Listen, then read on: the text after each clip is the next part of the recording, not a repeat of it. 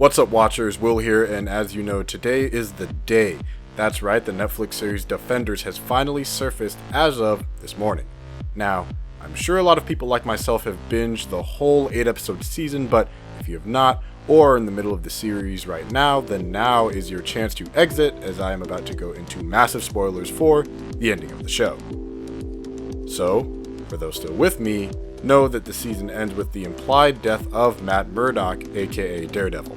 After the collapse of the Midland Financial Building, we get glimpses into the lives of our remaining defenders moving forward. Trish continues her work doing radio, and Jessica is trying to go about her life with business as usual.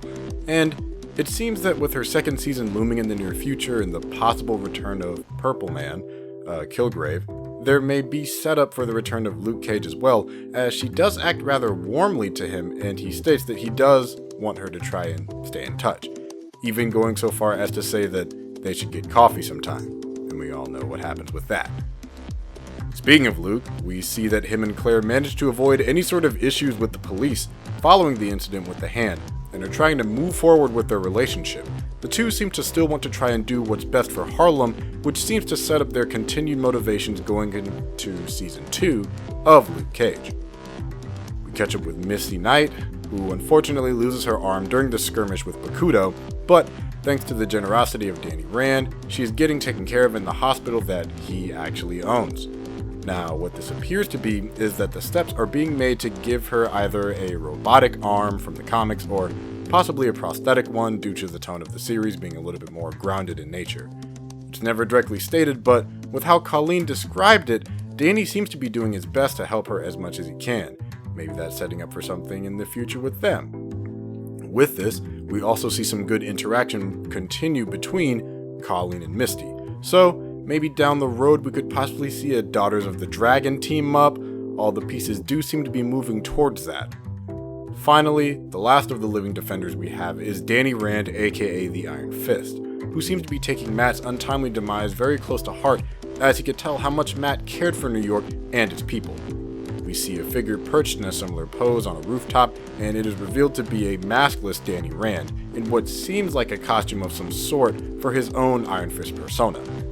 It seems as if he wants to take up where Daredevil left off and protect his new home the same way that he did. So, if the show returns for another season, which is more than likely, we may see him be more of a street-level hero Iron Fist, and how he tries to fill Matt's boots.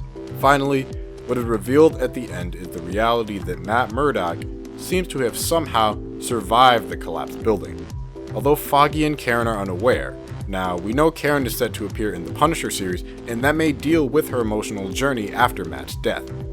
Murdock, as we see him, is bandaged up and on a bed seemingly attended by a nun in some sort of convent, which could actually be the St. Agnes Orphanage. Now, next to him are gauze, alcohol, and other agents to clean the wounds, as well as rosary beads. The nun says, "Get Maggie, tell her he's awake."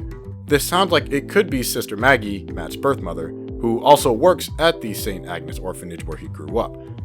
The fact of the matter being that Matt had to kind of survive for two reasons. One, the Daredevil series has already been renewed for a third season, and two, there are still dangling story threads, one of the biggest ones being the future of the Kingpin and his relationship with Matt.